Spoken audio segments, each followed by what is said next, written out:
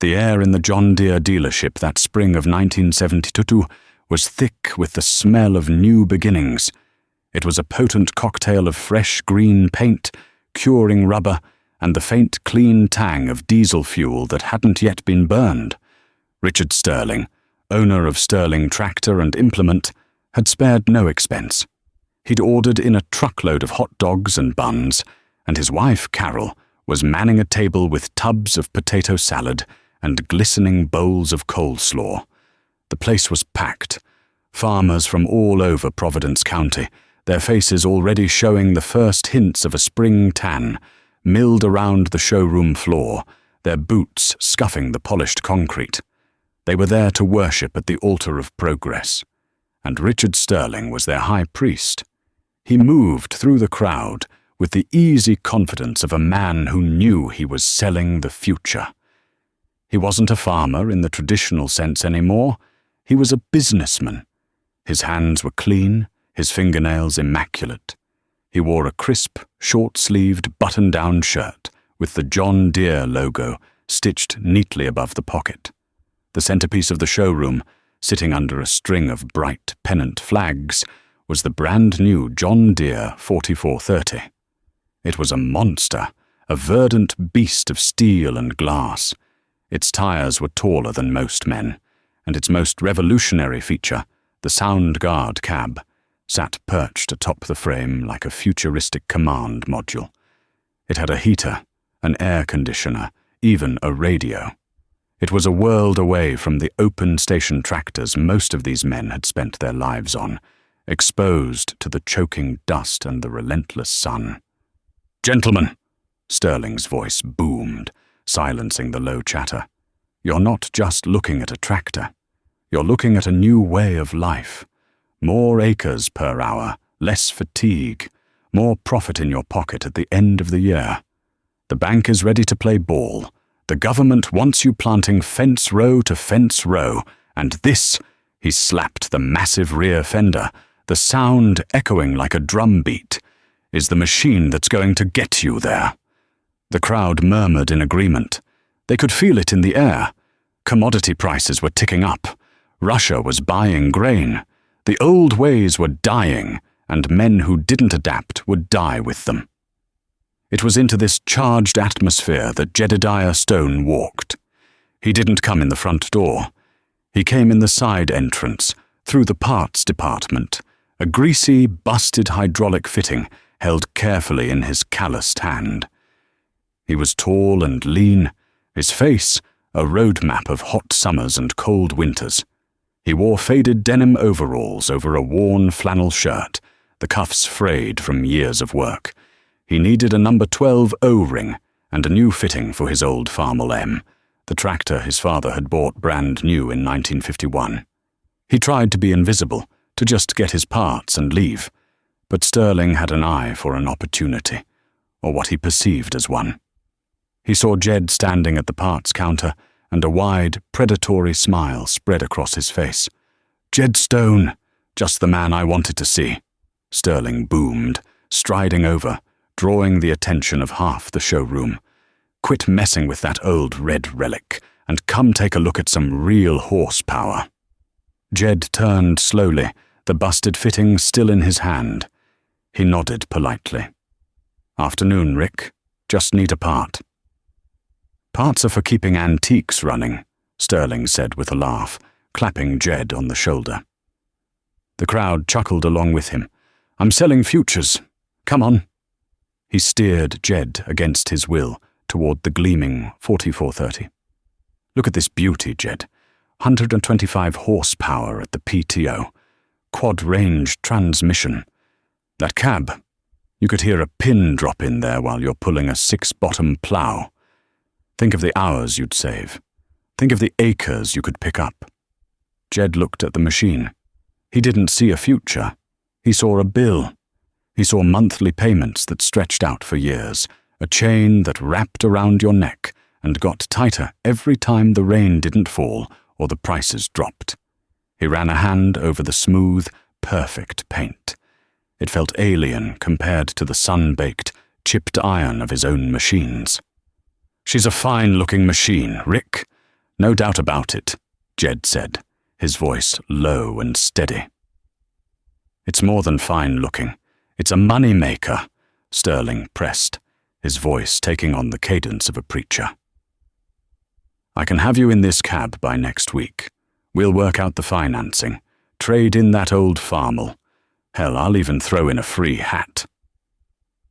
The men nearby leaned in, eager to see the show. Jed Stone was a known quantity in the county. A hard worker, an honest man, but stubborn. Stuck in the past, most said. He farmed the same 240 acres his father had, and he did it with iron that was older than most of the men in the room. Jed pulled his hand back from the tractor and looked Sterling square in the eye. What's she cost? Sterling's smile widened. We can make the numbers work, Jed.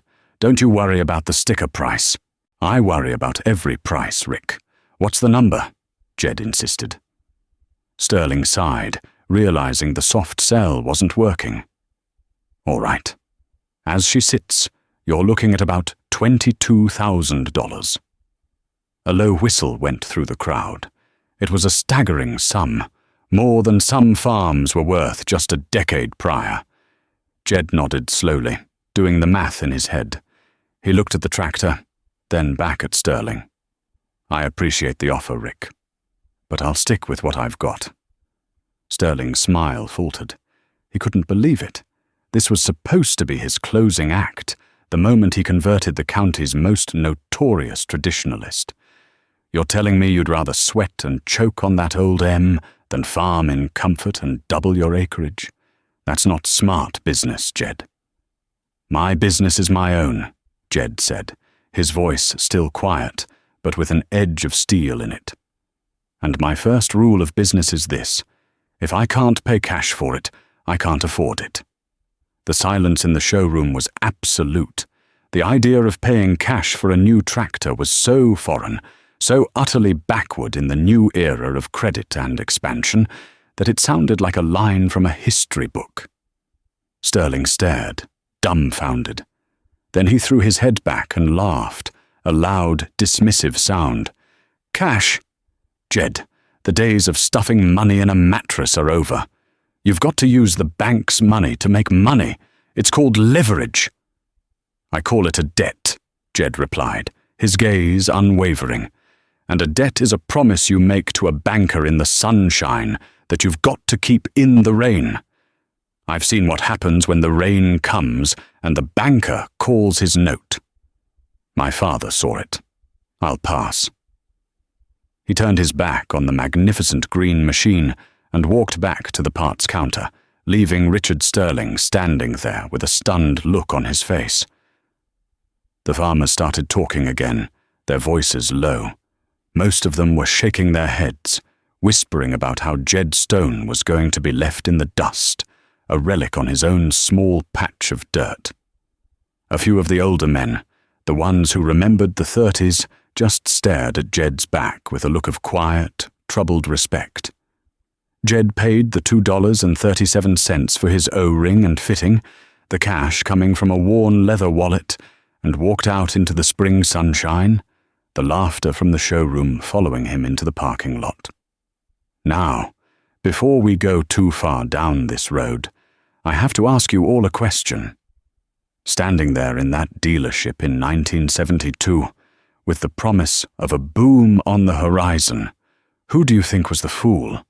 Was it Richard Sterling, the man selling a future built on credit and horsepower? Or was it Jed Stone, the man clinging to the past with cash in his pocket and a deep distrust of promises made by bankers? Let me know what you think down in the comments, because how you answer that question says a whole lot about the ground you choose to stand on. The years that followed seemed to prove Jed Stone spectacularly wrong. The early 70s were like a gold rush for the American farmer. The grain deal with the Soviet Union sent corn and soybean prices into the stratosphere. Land that had been selling for $500 an acre in 1970 was suddenly $1,000, then $1,500. The mantra from the Department of Agriculture was, "Get big or get out," and men like Richard Sterling were the prophets of this new religion. Sterling's dealership became the hub of Providence County's prosperity. He sold dozens of the new Soundguard tractors. He sold bigger plows, wider discs, and massive new Gleaner and John Deere combines that could swallow 6 or 8 rows of corn at a time. Every machine that rolled off his lot was financed, a testament to the boundless optimism of the era. The bank was their partner, and the future was a guaranteed bumper crop. Jed, meanwhile, continued his own quiet way. He watched his neighbors tear out fence rows and drain wetlands to put every possible square inch into production. He saw their new machine sheds go up, cavernous steel buildings to house the fleets of new equipment. He heard the roar of their big diesel engines working late into the night, their headlights cutting swathes through the darkness. His life was a stark contrast. His mornings began not with the turn of a key in an air-conditioned cab, but with the familiar, physical ritual of starting the Farmel M.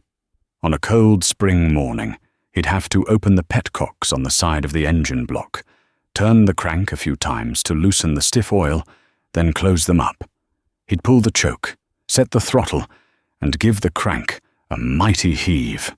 The engine would cough, sputter, and then erupt with its signature pop-pop-pop rhythm, a sound that was rapidly disappearing from the countryside. That rhythm was the heartbeat of his farm, but it was a slow, deliberate beat. While his neighbors were plowing with 6 bottoms, Jed was pulling 3. While they were planting with 16-row planters, Jed was making do with his old 4-row John Deere. It was slow, painstaking work. In the spring of '74, the clutch on the M finally gave out. It happened in the middle of the back 80, the farthest point from the barn.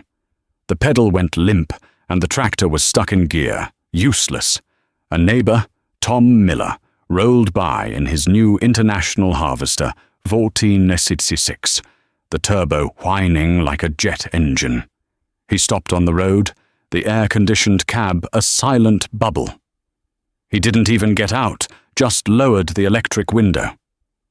"Looks like the old girl finally quit on you, Jed," Tom yelled over the rumble of his own engine. "Clutch let go," Jed called back, wiping grease from his hands onto an already black rag.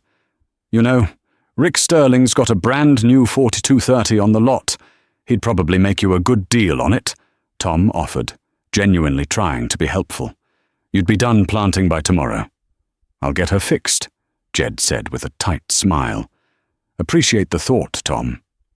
Tom just shook his head and powered the window back up, disappearing behind the tinted glass. He drove off in a cloud of dust, leaving Jed alone in the silence of his field. For a long moment, Jed just stood there, looking at his broken-down tractor. The temptation was there, a nagging whisper in the back of his mind. He could just walk away, call Sterling, sign the papers, and all this struggle would be over. Then he shook his head, clearing the thought away. He walked back to the barn, got the heavy floor jack, the chains, and a collection of stout wooden blocks. The job of splitting a tractor in the field is a brutal one. It's heavy, dangerous work meant for a concrete shop floor, not the soft dirt of a cornfield. He had to block the front end securely, then build a crib of timbers under the transmission housing. He spent hours with a wrench and a breaker bar, loosening the big bolts that held the engine and front axle to the rear end. Each one was rusted tight, a battle of will and leverage. Finally, with a groan of protesting steel, the two halves separated. He carefully rolled the front end forward a few feet, exposing the guts of the machine, the pressure plate, and the worn-out clutch disc. It was a greasy, filthy job. He lay on his back in the dirt, wrestling the heavy pressure plate off the flywheel. He found the problem. 3 of the facing springs on the clutch disc had broken, scoring the flywheel surface. It took him the rest of the day to get the old parts out and walk the 3 miles back to his house. The next morning, He drove his old Ford pickup into town, not to Sterling's dealership, but to a small, dusty aftermarket parts store in the next county over. He bought a new clutch kit and paid to have his flywheel resurfaced at a local machine shop. The whole bill came to $112, cash. It took him another full day to put it all back together, painstakingly aligning the two halves of the tractor with shims and a pry bar until the input shaft slid home. His knuckles were busted and bleeding, and every muscle in his back screamed in protest. But when he bolted the last piece in place and fired up the engine, the clutch engaged smoothly, perfectly. He had lost 2 full days of planting time. In the world of modern farming, that was an eternity, a cardinal sin. But as he put the old tractor in gear and felt it lurch forward, ready for work, a grim smile touched his lips. He hadn't called the banker. He hadn't signed a note. The tractor was his. The repair was his. The victory, small as it was entirely his own. The boom years rolled on, and the gulf between Jed's world and his neighbor's widened into a chasm. By 1978, Richard Sterling was the most successful businessman in the county. He'd used the profits from the dealership and the soaring value of his own farmland to expand aggressively. He bought out 2 older farmers who were looking to retire, adding another 600 acres to his operation. He didn't pay cash. He leveraged every asset he had. The bank loved him. He was a shining example of the new agricultural paradigm. His personal farm was a showcase. A brand new John Deere 8640, the massive 4-wheel drive articulated model, was his primary tillage tractor. It pulled a 30-foot field cultivator, turning acres into garden soil at an astonishing rate. He had 2 4440s for planting and a new 7720 combine with an 8-row corn head. His grain setup was a monument to capital investment. 6 gleaming silver bins with a total capacity of over 200,000 bushels, complete with a new leg elevator and a continuous flow dryer. When Rick Sterling farmed, it looked less like agriculture and more like a military operation. He drove a new Cadillac Eldorado, and his wife wore diamond rings. They were the toast of the town, their success a validation of the path everyone else was trying to follow. And Jed was the town joke, the cautionary tale. Don't be a Jed Stone, fathers would tell their sons. He was seen as a man paralyzed by fear, a man who lacked the vision and the guts to seize the opportunity that was laid out before him.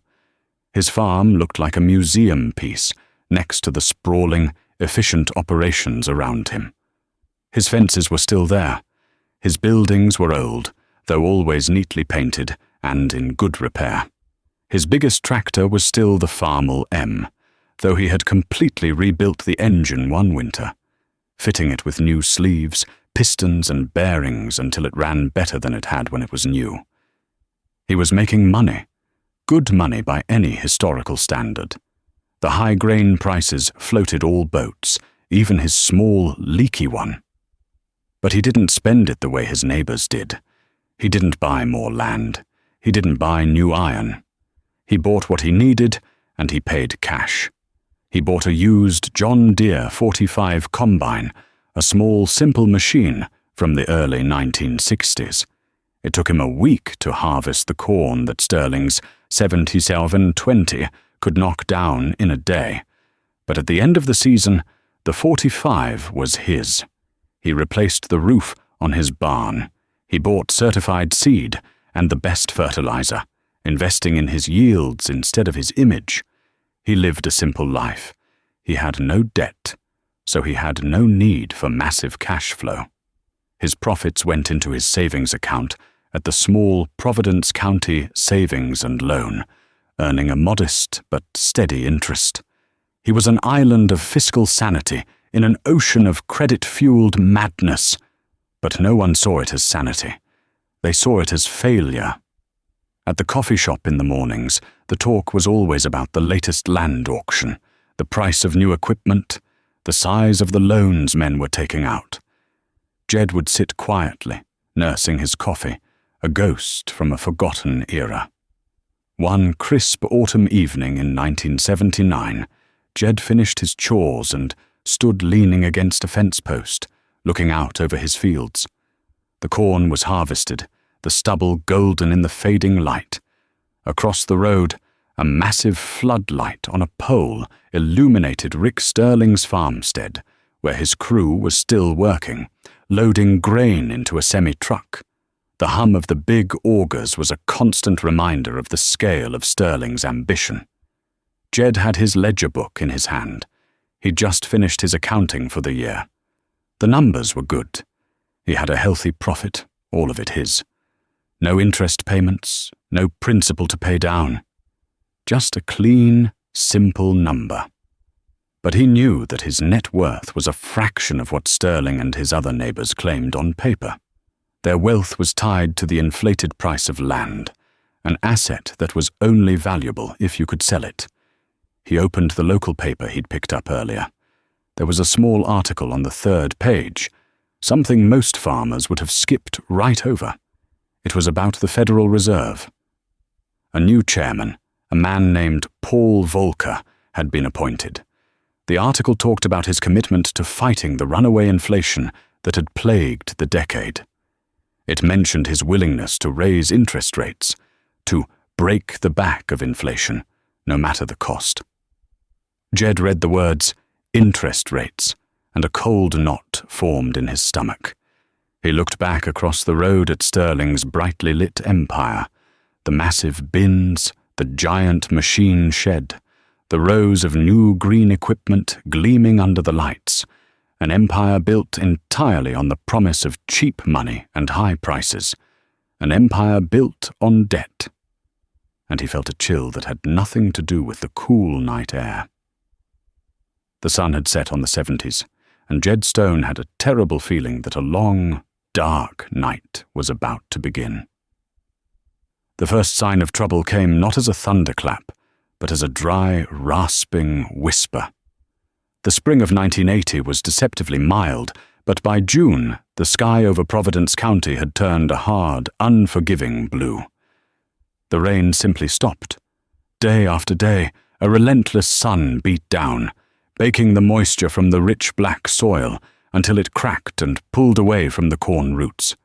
The leaves on the young plants, which should have been a vibrant, waxy green, curled in on themselves, turning a sickly, pale grey. Jedediah Stone watched the sky and conserved his resources. His smaller tractors used less of the diesel fuel that was now climbing past $1 a gallon. He cultivated his rows slowly, trying to create a dust mulch to hold what little moisture remained. He knew his yields would be hurt, but his costs were low. He could weather a thin year. For Richard Sterling, the drought was a catastrophe. His entire operation was geared for maximum yield. He had applied hundreds of pounds of expensive nitrogen fertilizer per acre, nitrogen that now sat useless in the parched soil, burning the roots. His massive tractors, designed for speed and scale, compacted the dry ground with every pass. He had bills to pay, notes on land bought for $3,000 an acre, payments on a fleet of machinery worth more than $500,000. He needed a bumper crop just to break even. A thin year would be ruinous. The heat wave was followed by the second blow. In response to the Soviet invasion of Afghanistan, the president announced a grain embargo. The primary customer for America's surplus was gone overnight. The price of corn on the Chicago Board of Trade, which had been comfortably over $3 a bushel, plummeted. It was a perfect storm, a drought shrinking the supply, and a political decision cratering the demand. The stress began to show on Rick Sterling. The easy confidence was gone, replaced by a frantic, hunted look in his eyes. The dealership, once the bustling heart of the county, was now eerily quiet. Farmers weren't buying. They were trying to figure out how to pay for what they already had. The rows of new green tractors and combines sat under the sun, their price tags fading, monuments to a future that had been cancelled. One sweltering afternoon in late July, the final piece of Sterling's mechanical empire failed him. He was out in his largest field, desperately trying to get his second cutting of alfalfa baled before it was completely scorched. His flagship tractor, the colossal John Deere 8640, was pulling a new John Deere 348 baler. Suddenly, there was a high-pitched whine from the tractor's transmission, followed by a sickening lurch, and then nothing. The engine roared, but the 4 massive tires wouldn't turn. The quad-range transmission, a marvel of modern engineering with its hydraulic clutch packs and complex valve bodies, had given up. Sterling slammed his fist on the steering wheel in a fit of rage. This wasn't like Jed's old farmel, something a man could fix in the field with a set of wrenches and some grit. The 8640 was a sealed system, a puzzle box of high-pressure hydraulics and tight tolerances. He had no choice but to call the dealership. His own service truck, with his best mechanic, had to come out. Jed was cultivating his soybeans across the road when he saw the service truck pull into Sterling's field. He watched for a while as the mechanic crawled underneath the giant machine, then came back and conferred with Sterling. He saw Sterling throw his hands up in the air, his face a mask of fury and despair. The tractor couldn't be fixed in the field. They would have to haul it back to the shop. The next day, a lowboy trailer arrived. The process of loading the dead, 4-wheel drive beast was a long and humiliating ordeal. Sterling's operation was paralyzed. He had to hire a neighbor to finish his baling, paying a premium for the custom work. The news from the dealership was grim. The main hydraulic pump for the transmission had failed, sending metal shavings throughout the entire system. It needed a complete teardown and rebuild. The parts alone would be over $5,000. The labor would be at least that much again. It would take 2 weeks to get all the necessary components from the regional depot in Moline. $10,000. 2 weeks of downtime in the heart of the season. It was a cost that went far beyond the repair bill. It was a crack in the myth of modern efficiency. The bigger and more complex the machine, the more helpless you were when it broke. Jed, hearing the news at the parts counter where he was buying a $5 sickle section for his old mower, just nodded slowly. He thought of the $112 he'd spent on his clutch, and the 2 days of his own sweat it had cost him. His farm had kept running. Sterling's was bleeding cash from a wound he couldn't close himself. The first cracks in the empire were beginning to show, not in the bank ledgers, but in a pool of hydraulic fluid soaking into the dry, unforgiving earth. The fall of 1980 was a grim harvest. Yields were down by 1/3 across the county, and prices were in the cellar. The coffee shop talk was no longer about expansion and new equipment. It was about restructuring loans and holding on for 1 more year. But the real crisis hadn't even started yet. The whispers Jed had read about in the paper concerning Paul Volcker and the Federal Reserve were about to become a roar that would shake the foundations of American agriculture.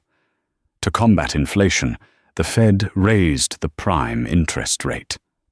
Then it raised it again, and again. The numbers, once abstract figures in a newspaper, became brutal realities. The prime rate, which had been in the single digits through most of the 70s, climbed to 15%, then 18%, and by 1981, it peaked at a staggering 21.5%. For farmers who had bet their futures on variable rate loans, it was a death sentence. An operating loan for seed and fertilizer that cost 8% interest 1 year suddenly cost 20% the next. The payments on land and machinery ballooned into impossible sums. The foundation of the 1970s boom, cheap, easy credit, had been dynamited. The second pillar, the ever-increasing value of farmland, crumbled right alongside it, As farmers went bankrupt, their land was forced onto the market. Supply overwhelmed demand. Land that had been appraised at $3,000 an acre in 1979 was now lucky to fetch $1,000. Men who had thought they were millionaires on paper discovered their net worth was negative. They owed the bank more than their entire farm was worth. Providence County became a landscape of heartbreak. Auction notices were posted on the bulletin board at the courthouse, like obituaries. Families who had farmed the same ground for 100 years packed their belongings into U-Hauls and disappeared into the cities, their pride and their legacy shattered. No one was hit harder than Richard Sterling. His empire was a house of cards built on leverage, and the winds of economic change blew it away. His dealership was the first to go, with no one buying, and the interest on his massive floor plan inventory eating him alive. He was forced into bankruptcy. John Deere Corporate sent in their representatives, who coldly and efficiently liquidated the business he had spent a decade building. The signs were taken down, the doors chained shut. The once bright beacon of progress became a dark, empty monument to failure. His personal farm was next. The bank, the same institution that had once courted him, now treated him like a pariah. They called his notes. With land values in freefall, he was massively underwater. There was no restructuring, no waiting for a better year. They wanted their money, and they wanted it now. The auction was held on a cold, blustery Saturday in November of 1982. The entire county, it seemed, turned out to watch the spectacle. It was a grim, somber affair. The auctioneer's fast-paced chant echoed across the yard, a surreal soundtrack to a man's life being dismantled piece by piece.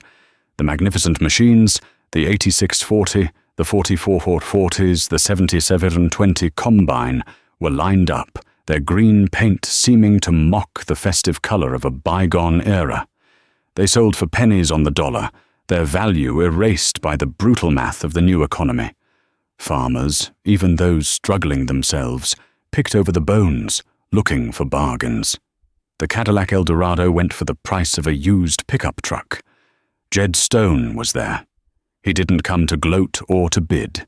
He came to bear witness. He stood at the back of the crowd, his hands in his pockets, his face etched with a deep sadness. He watched as Rick Sterling stood beside his wife, his shoulders slumped, his face pale and empty as he watched his world dissolve. This wasn't a victory for Jed's philosophy, it was a tragedy for the whole community. While his neighbors were drowning, Jed was treading water. He had no debt. The 21% interest rate meant nothing to him. The collapse in land values didn't change his balance sheet, because his land had always been valued at what he could produce on it, not what a speculator was willing to pay. The low grain prices hurt, but his operating costs were a fraction of what Sterling's had been. He sold off a few older calves to generate cash flow. He ate from his wife's garden. He cut his own firewood. He survived. His old, simple machinery was now his greatest asset. When the water pump on the Farmall M started to leak, he bought a rebuild kit for $20 and fixed it in 2 hours on a Sunday afternoon. When his old John Deere 45 Combine broke a belt, he found a replacement at the local auto parts store. He was self-reliant. He didn't need a dealer's service truck or a loan from the bank. He needed his own 2 hands and the knowledge passed down from his father. He was an island, his 240 acres of paid-for land, a fortress against the economic hurricane raging all around him. He wasn't getting rich, but every morning he woke up a free man on his own farm. In the heart of the 1980s farm crisis, that was the only kind of wealth that truly mattered. A week after the auction, a battered Ford pickup truck Jed didn't recognize pulled into his lane. The driver's side door opened, and Richard Sterling got out. He looked 10 years older. The tailored shirts and polished shoes were gone, replaced by a worn work coat and scuffed boots. He walked toward Jed, who was greasing the fittings on his manure spreader with the hesitant steps of a man walking to his own execution. "Jed," he said, his voice quiet and raspy. Jed stopped his work and wiped his hands on a rag. "Rick." He didn't smile, nor did he frown. He just waited. Sterling stared at the ground for a long moment, kicking at a loose piece of gravel. "They took it all," he said, not looking up. "The dealership, the farm, the house, everything, except for the home 80, the original piece my granddad bought. It was in my wife's name, so the bank couldn't touch it. But we can't keep it. The property taxes are due, and we've got nothing left." Jed listened, his expression unchanging. He could feel the weight of the man's shame and humiliation. It was a palpable thing, heavy in the cold winter air. "It's going up for tax sale next month," Sterling continued, his voice cracking. "It'll be bought by some lawyer from the city, some outside investor who'll just rent it out or let it grow up in weeds. My granddad cleared that land with a team of mules. Jed. My father was born in that house." He finally looked up, and Jed saw the desperation in his eyes. "I came to ask. I know it's a hell of a thing to ask, but I was hoping you might be interested in it. To keep it in a farmer's hands. A real farmer." This was the moment of ultimate vindication. The man who had laughed at him, who had called him a fool in front of the whole county, was now standing in his barnyard, broken, asking for a favor that was really an admission of defeat. Jed could have turned him away. He could have reminded him of that day in the showroom, of the gospel of leverage and debt that Sterling had preached so loudly. But Jedediah Stone was a better man than that. He looked at Rick, not as the arrogant dealer who had mocked him, but as a neighbor who was suffering. "What are you asking for it?" Jed asked, his tone even. Sterling flinched, expecting a lowball offer, the final turn of the screw. "The back taxes are $1,200. The land appraises out at around $800 an acre now, so $64,000. But I know that's—" "I'll give you $70,000 for the 80 acres and the house," Jed said calmly. Sterling stared, speechless. It was more than a fair price. It was a generous one. "Jed, Why?" "Because it's what it's worth to a man who plans on working it, not flipping it," Jed replied. He turned and walked toward his house. "Come on inside. We can draw up a sale agreement. I'll have my lawyer look it over on Monday." They sat at the simple oak table in Jed's kitchen, the same table his mother had served meals on for 40 years. Jed's wife, Martha, quietly brought them both a cup of coffee. Jed went to the old secretary desk in the corner and took out a passbook from the Providence County Savings and Loan. He opened it and showed the balance to Sterling. It was a simple, handwritten ledger of deposits and interest earned, stretching back more than a decade. The final number was well over what he needed to buy the farm. "I'll pay you in cash," Jed said simply. "A cashier's check from the bank on Tuesday." The words hung in the air, a perfect, stunning echo of their conversation 10 years earlier. "If I can't pay cash for it, I can't afford it." Rick Sterling finally understood. It hadn't been fear that held Jed back. It had been wisdom. He dropped his head into his hands and began to sob, the raw, ragged sound of a man who had lost everything and been shown an unexpected kindness. Jed bought the farm, but he did more than that. After the papers were signed, he made Sterling another offer. "The house is old and it needs work," he said. "My wife and I will stay put here. You and Carol can stay on there, rent-free for now. In exchange, you can help me out here on the farm. I can't pay you much, but it's a start. And no one knows that ground better than you." And so, Richard Sterling, The former king of Providence County became a hired hand for the man everyone had called a fool. The community watched, astonished. The shift in perspective was seismic. The farmers who had chased Sterling's dream and now faced foreclosure themselves started stopping by Jed's farm. They didn't ask about buying new equipment. They asked him how to grind the valves on an old Alice Chalmers. They asked him for advice on how to patch a rusty fertilizer spreader. They asked him how to get by. Jed shared his knowledge freely, never once saying, "I told you so." His farm became a sanctuary of old iron and older wisdom. Being a Jed Stone was no longer an insult. It was a badge of honor, a term for a survivor. Years passed. The 1980s gave way to the 90s. The farm economy slowly healed. But it was a changed world. The scars remained. Jed continued to farm, now managing his original 240 acres, plus the 80 he'd bought from Rick. He never borrowed a dime.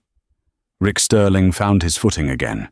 He was a gifted mechanic, and working on Jed's simple machines, he rediscovered a love for the work itself, not just the profit from it.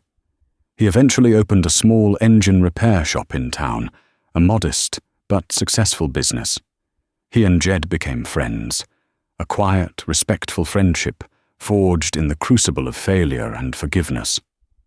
One warm summer evening, years later, Jed stood by the fence, watching his teenage grandson, Daniel, working on the old Farmall M. The boy had a wrench in his hand and a smudge of grease on his cheek. The engine was running, its familiar pop, pop, pop, a steady, comforting rhythm against the chirping of the crickets. "Got that governor linkage adjusted just right," Daniel said proudly, looking up at his grandfather. "She's holding a steady RPM now." Jed smiled, a deep, satisfied smile that creased the corners of his eyes. "Good work. You're learning."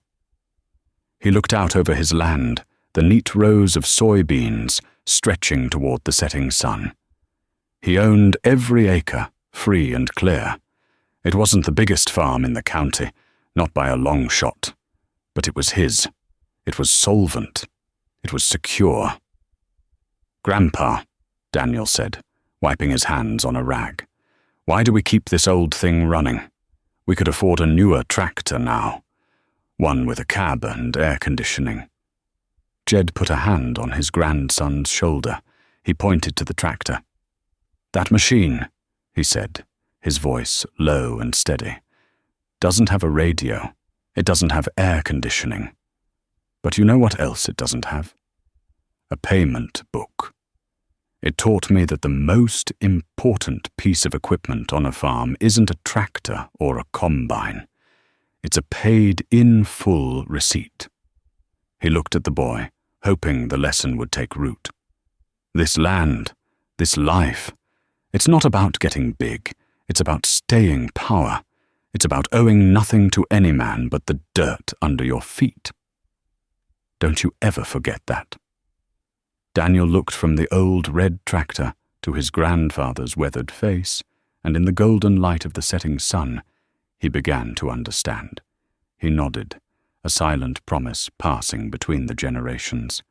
The gentle popping of the Farmall's engine was the only sound, the steady, reliable heartbeat of a farm that had weathered the storm and would endure for years to come.